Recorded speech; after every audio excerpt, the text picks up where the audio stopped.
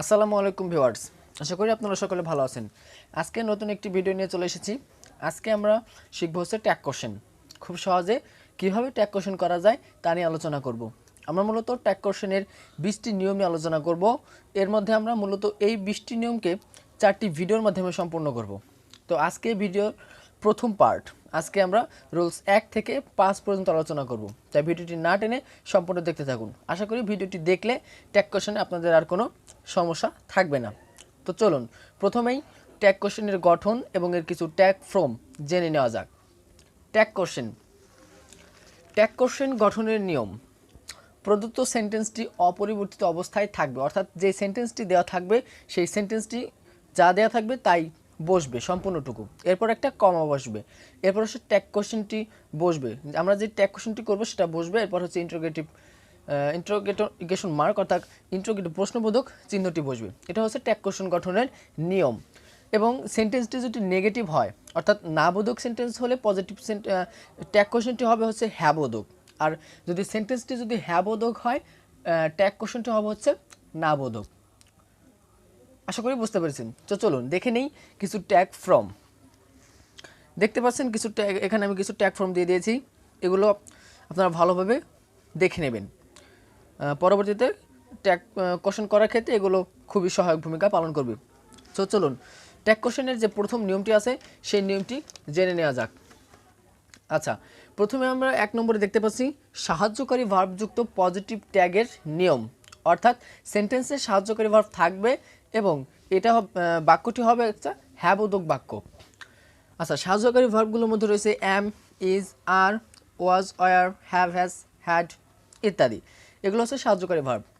আচ্ছা, এই সাহায্যকারী ভার্বযুক্ত কোনো সেন্টেন্স যদি থাকে এবং বাক্যটি যদি পজিটিভ হয়, সেক্ষেত্রে প্রদত্ত সেন্টেন্সটি অপরিবর্তিত অবস্থায় বসবে। এটা হচ্ছে ট্যাগ কোশ্চেন গঠনের নিয়ম। এরপর একটা কমা বসবে। এরপর সেন্টেন্সের যে সাহায্যকারী ভার্ব অর্থাৎ অ্যাম, ইজ, আর, ওয়াজ, ওয়ার যা থাকবে তার সাথে একটা নট যুক্ত করে বসাতে হবে। নটযুক্ত করে বসানোর পর সর্বশেষে প্রদত্ত সেন্টেন্সটির সাবজেক্ট পুনরায় বসানো হবে এবং তারপরে একটা প্রশ্নবোধক চিহ্ন দিতে হবে। তো চলুন একটা উদাহরণের মাধ্যমে বিষয়টি ভালোভাবে জেনে নেওয়া যাক। হি ইজ এ লায়ার। বাক্যটিতে সাহায্যকারী ভার্ব রয়েছে is. He is a liar, সে একজন মিথ্যা কথা বলে বা মিথ্যুক। এক্ষেত্রে দেখুন ইজ হচ্ছে সাহায্যকারী ভার্ব এবং বাক্যটি হচ্ছে হ্যাঁ বোধক বাক্য। তার জন্য আমরা প্রথমেই লিখব হি ইজ এ লায়ার, তারপর একটা কমা ব্যবহার করব। এরপর যেহেতু বাক্যটি হ্যাঁ বোধক, এর জন্য সাহায্যকারী ভার্বের সাথে একটা নট যুক্ত করে দিতে হবে। ইজেন্ট, আমরা দিলাম ইজেন্ট। এরপর বাক্যটির সাবজেক্ট যেহেতু হি রয়েছে সেক্ষেত্রে আমরা দিয়েছি he. He is a liar, isn't he. এরপর শেষে একটা প্রশ্নবোধক চিহ্ন দিয়ে দিয়েছি। আশা করি বুঝতে পেরেছেন। সো চলুন 2 নম্বর রুলসে কী আছে দেখে নেওয়া যাক। এবার হচ্ছে সাহায্যকারী ভার্বযুক্ত নেগেটিভ ট্যাগের গঠনের নিয়ম। অর্থাৎ বাক্যটিতে সাহায্যকারী ভার্ব থাকবে এবং বাক্যটি হবে নেগেটিভ বাক্য। সেক্ষেত্রে ট্যাগ গঠনের নিয়ম কি? সেন্টেন্সটি পুরোর মতো অপরিবর্তিত অবস্থায় বসবে এবং তারপরে একটি কমা বসবে। এরপর সাহায্যকারী ভার্বটি বসবে। এক্ষেত্রে নটটি উঠে গিয়ে শুধুমাত্র সাহায্যকারী ভার্বটি বসবে। সাহায্যকারী ভার্বের পরে যে নটটা থাকবে সেই নটটা বাদ গিয়ে শুধুমাত্র সাহায্যকারী ভার্বটিই বসবে।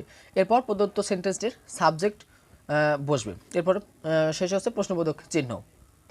তো চলুন একটা উদাহরণের মাধ্যমে বিষয়টি ভালোভাবে জেনে নেওয়া যাক। তো দেখতে পাচ্ছেন দে হ্যাভ নট স্টলেন।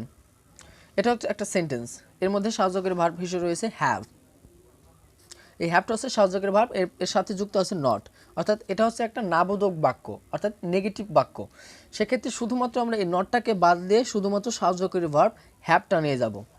হ্যাভ আমরা নিলাম হ্যাভ। এরপরে এর বাক্যের সাবজেক্ট হচ্ছে দে, এজন্য এই দেটা হচ্ছে এখানে বসবে। Have they, they have not stolen, have they, এবং এরপরে হচ্ছে একটা প্রশ্নবোধক চিহ্ন। আশা করি বুঝতে পেরেছেন। এবার আমরা চলে যাব 3 নম্বর রুলে। বাক্যে যদি ডু, ডাজ, ডিড এবং এর সাথে নট যুক্ত থাকে, এসব বাক্যের ট্যাগ গঠনের নিয়ম। প্রথমেই ট্যাগ গঠনের নিয়ম অনুযায়ী প্রথমে সেন্টেন্সটি অপরিবর্তিত অবস্থায় বসবে, এরপর একটা কমা বসবে। এরপর হচ্ছে ডু, ডাজ অথবা ডিড, প্রশ্ন যা থাকবে সেটা বসবে, অর্থাৎ নটটি বাদ যাবে, শুধুমাত্র ডু, ডাজ, ডিড এগুলো বসবে।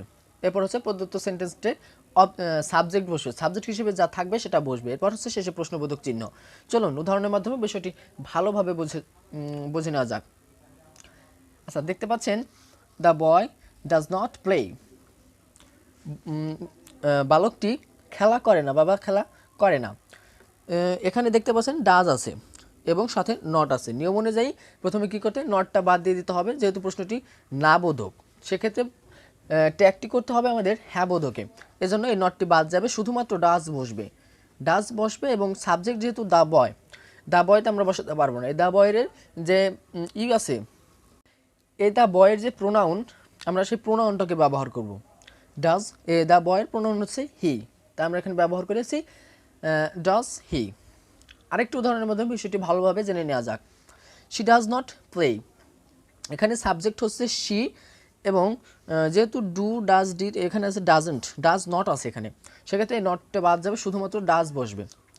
ডাজ এবং যেহেতু সাবজেক্ট শি, সেক্ষেত্রে এখানে বসবে she, does she. She does not play, does she, শেষে একটা প্রশ্নবোধক চিহ্ন। আশা করি বুঝতে পেরেছেন। এরপর চলে যাব 4 নম্বর রুলসে, দেখে নেওয়া যাক 4 নম্বর রুলসে কী বলা হয়েছে। 4 নম্বর রুলসে বলা হয় যে মডাল অক্সিলারি ভার্ব যুক্ত সেন্টেন্সের ট্যাগ গঠনের নিয়ম, অর্থাৎ বাক্যে যদি ক্যান, কুড, শ্যাল, শুড, মে, মাইট ইত্যাদি মডাল অক্সিলারি ভার্ব থাকে, তাহলে ট্যাগে এই মডাল অক্সিলারি ভার্বগুলো ব্যবহার করা হয়। আচ্ছা, প্রথমে দেখতে হবে বাক্যটি কি অ্যাসার্টিভ না কি অ্যাফার্মেটিভ না নেগেটিভ। বাক্যটি অ্যাফার্মেটিভ হলে ট্যাগ নেগেটিভ করতে হবে, আর বাক্যটি যদি নেগেটিভ হয় তাহলে ট্যাগ অ্যাফার্মেটিভ হবে। সেক্ষেত্রে চলুন উদাহরণের মাধ্যমে বিষয়টি ভালোভাবে জেনে নেওয়া যাক। We can do it, we can do ইট, এখানে হচ্ছে সাবজেক্ট হচ্ছে উই এবং মডেল অক্সিলারি ভার্ব ক্যান আছে। সেক্ষেত্রে আমরা এই ট্যাগ গঠনের ক্ষেত্রে এই মডেল অক্সিলারি ভার্ব ক্যানকে ব্যবহার করব এবং বাক্যটি হচ্ছে একটা অ্যাফার্মেটিভ বাক্য, যেহেতু এখানে কোনো নাবোধক ওয়ার্ড বা নাবোধক বাক্য নেই। সেক্ষেত্রে আমরা এই ক্যানের পরে একটা নট যুক্ত হবে, নট যুক্ত করে বসাতে হবে। সেক্ষেত্রে কান্ট, আমরা বলতে পারি ক্যানের সাথে নট যুক্ত হলে কান্ট, এবং সাবজেক্ট হিসেবে উই আছে এবং উই ব্যবহার করব। Can't we, we can do it, can't we, এবং শেষে একটা প্রশ্নবোধক চিহ্ন দিতে হবে। চলুন আরেকটা উদাহরণ দেখে নেওয়া যাক। She can not speak English, এখানে আছে ক্যান নট, এখানে একটা নাবোধক ওয়ার্ড এবং সাবজেক্ট হিসেবে আছে শি। যেহেতু একটা নাবোধক ওয়ার্ড, ট্যাগ অবশ্যই আমাদেরকে অ্যাফার্মেটিভে করতে হবে। সেক্ষেত্রে নটটাকে বাদ দিয়ে শুধুমাত্র ক্যান নিতে হবে এবং সাবজেক্ট হিসেবে যেহেতু শি আছে, সেক্ষেত্রে এখানে শি ব্যবহার করতে হবে। Can she, she can't speak English, can she, শেষে একটা প্রশ্নবোধক চিহ্ন দিতে হবে। আশা করি বুঝতে পেরেছেন। এবার চলে যাবো 5 নম্বর রুলসে। বাক্যে অক্সিলারি ভার্ব না থাকলে, অর্থাৎ ডু, ডাজ, ডিড নিয়ে আসতে হয়।